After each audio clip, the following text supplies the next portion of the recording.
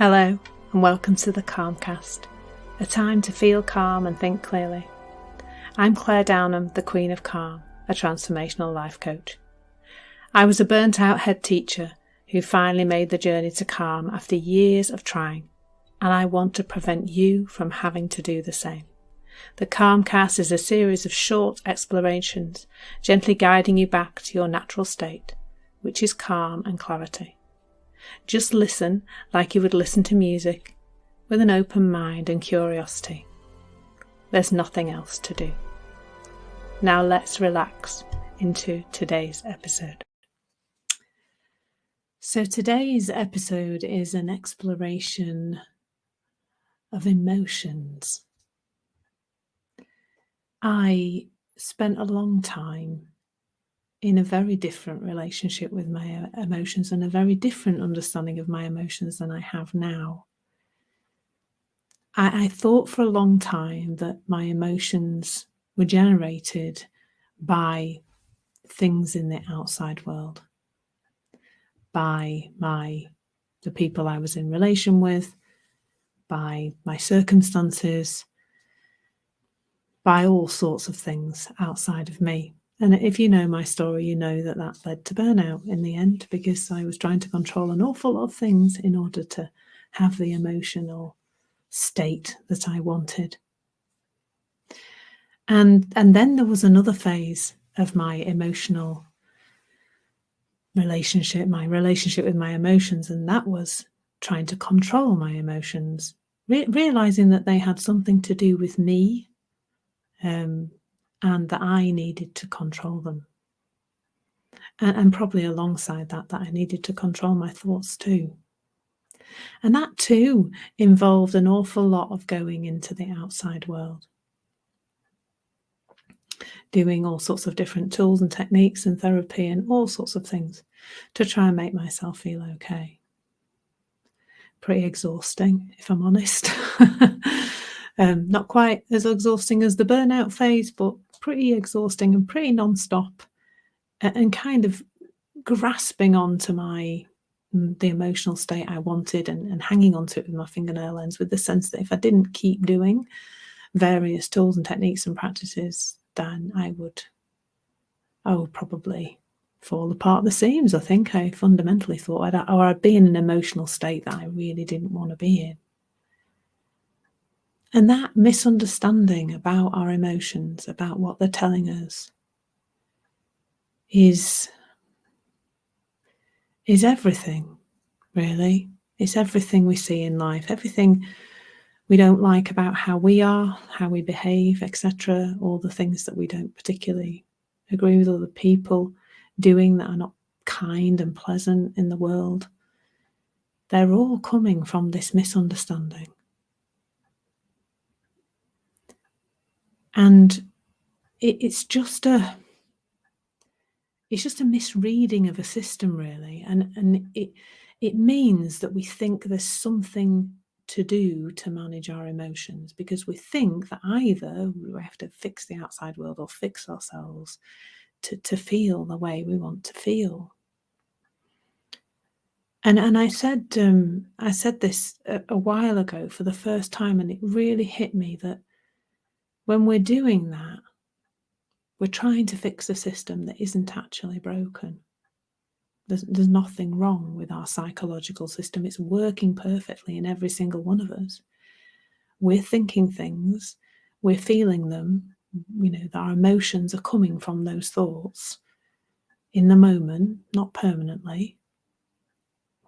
And then it's that confusion about that we think the emotions come from anywhere else but our thinking in the moment that takes us away quite often from feeling okay, and has us doing lots of things in the world to try and manage our emotions.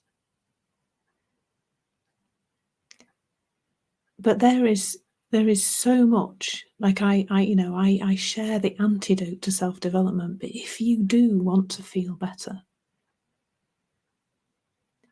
starting with an understanding about how that actually works and where your emotions are coming from has to be the best starting place. I don't think there's anything you would do in life or anything you would try and operate without learning how it worked first.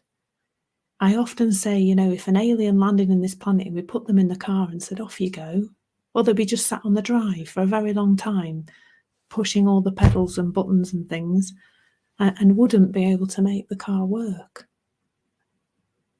Your psychological system, you've never been taught how to work it. You've never been taught how it works. Not how to work it, actually, but you've never been taught how it works.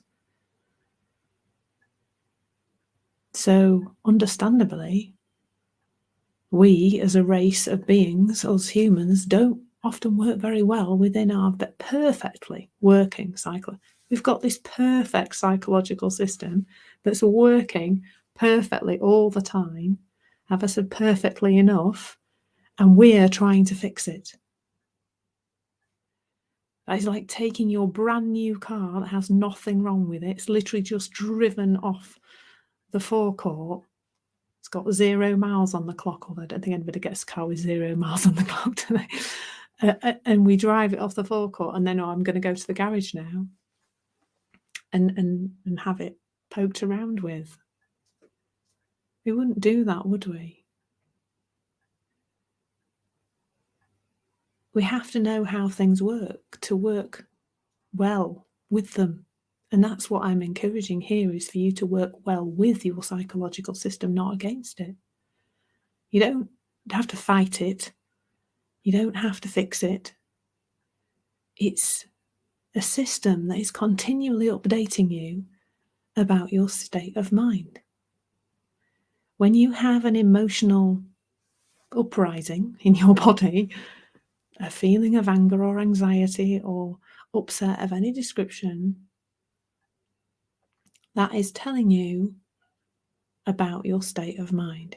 It's not a thing to need to change or a thing to manipulate. It's an update. It's a status update about your state of mind. It's telling you what's going on in the thinking sphere. That's all.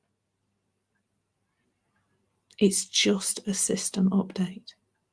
But of course, because somehow along the line we've been taught that some feelings are not okay and some are okay, and it's preferable to have some rather than others, some elements of our emotion have been, human emotion, have been demonized, really. I remember working with a little 6-year-old girl, and I took a piece of paper and drew a line down the middle, and she could tell me which emotions go on the bad side and which emotions go on the good side. She was 6 years old, and she already had begun to categorize feelings that are not okay and feelings that are, at 6 years old. So that learning starts and is part of that development of the self that is happening day in and day out. And it's all just part of that misunderstanding. And we know that, don't we? Because in some families, perhaps some emotions have been really, really squashed down. I think particularly this affects men, where it's not okay to cry, but it's okay for women to cry, or more okay, I guess, or okay for girls to cry and not for boys to cry. So we learn growing up that crying's not okay, especially if you're a man. But that can't be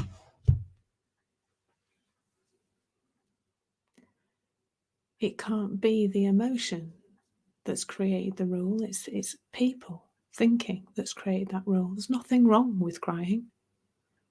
It's just that in some places, in some lives, we've learned that it's not okay. So, yeah, reading the system, We don't need to fix it. Our emotions are information, just information, nothing else. When we see this, it's transformational. Suddenly it makes less and less sense to do things in the world when we are riled up and upset and angry and anxious. And it makes more sense to sit with that and understand it better. Thank you so much for listening. There's nothing to do now but bring some awareness to how this is working out in your life. Listen regularly to experience longer and longer periods of calm. This has been the Calmcast with Claire Downham, Queen of Calm. Take care and keep listening.